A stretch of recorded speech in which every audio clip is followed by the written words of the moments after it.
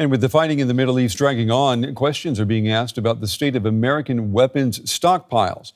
Media reports say that 5 months of strikes on Iran have severely depleted the U.S. military's supply of missiles, especially advanced interceptors. Earlier this week, President Trump brushed off concerns that the U.S. is low on ammo. We have plenty. We have a lot of ammunition, different types. You know, Biden gave a lot to Ukraine, and so we're building that up. But we have a lot. We have a lot of the mid-level stuff, too. I mean, more than we could ever use no matter what. But we have a lot. I'd like to have more, to be honest. But so much was given to Ukraine by Biden. All right, joining me now is Mark Cancian. He is a former colonel in the U.S. Marine Corps. He's now a senior advisor at the Center for Strategic and International Studies. Mark, it's good to have you with us again on the program. You know, the U.S. went into this war against Iran with the biggest and the most advanced military arsenal in the world. And after 5 months of operations, I mean, where does it stand in terms of stockpiles, weapons?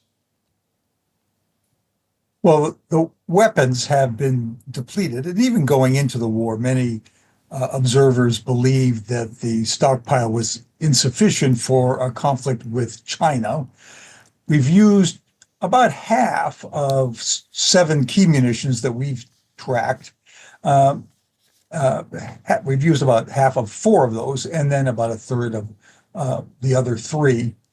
It'll take several years to rebuild those inventories. What the president's probably talking about are other munitions we have a lot of, but they're less effective. Several years to restock certain weapons. How is that possible, Mark? I think people around the world hearing that find it hard to believe that the world's biggest and most powerful military needs years to replace weapons. The problem is that the U.S. Industrial base, particularly on munitions, had been sized after the Cold War to fight small regional wars. These wars didn't put a lot of demand on U.S. munitions. They were expected to be over quickly. And as a result, the U.S. did not build large inventories. And that started to change with the war in Ukraine, where it became clear that these inventories were not going to be adequate. But it takes time to first build political consensus, get the money out there, and then build the munitions. And when you look at the war against Iran, or at the moment, it looks like things are escalating. This war could spread. We're seeing Houthis engage in the Red Sea. The U.S. is hitting militants in Iraq. Does the U.S. military, does it have enough capacity to fight an expanded war? Well, it does have that capacity. Keep in mind that the United States has about 50,000 troops in the Middle East. It has a military of 2.1 million.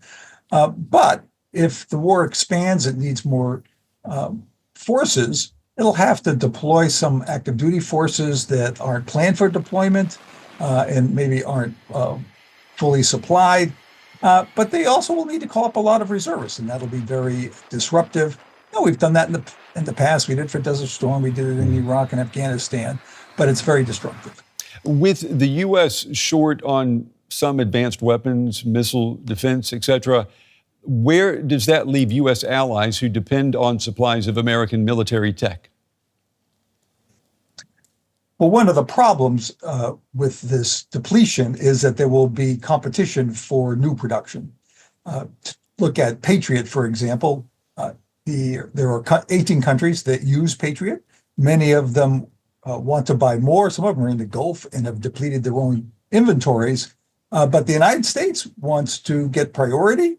And if that happens, then our allies and partners are going to go to the back of the line. You're already seeing some diplomatic back and forth as decisions are being made about who gets priority for the new production until the supply can catch up with the demand.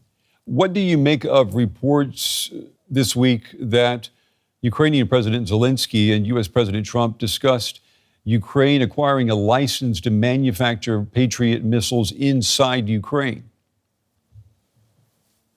Well, as a diplomatic, political issue, it's great because it means that Ukraine and the Trump White House are on much closer terms than they were a year and a half ago. We're all aware of how bad things started off. The practical aspects of building Patriots in Ukraine will be formidable and may be too formidable because they have to establish a new supply chain to get components. They can't compete with what we're doing because that would slow down our production. And they have to build the facilities. It'll take years at best to get any production in Ukraine. When it comes to future weapons development and procurement, how closely is the U.S. military looking at Ukraine and the low-cost solutions that its military has come up with, especially in drone and anti-drone tech?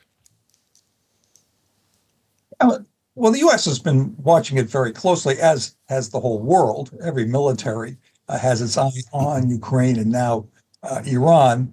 The U.S. started to build lower-cost drones and also counter-drone systems early on in the Ukraine war. However, we were way behind. The Ukrainians, who are now the world leaders in both of these technologies, U.S. is working with Ukraine, and we're seeing some of those new systems come out.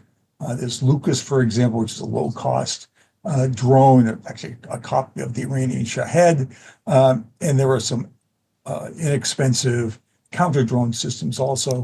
It's going to take a while for the U.S. To catch up, though, and I think what you'll see coming out is a high-low mix of inexpensive and expensive. Okay. Mark Cancian, as always, Mark, good to have you on the program. Good to get your insights on this. Thank you. Thanks for having me on the program.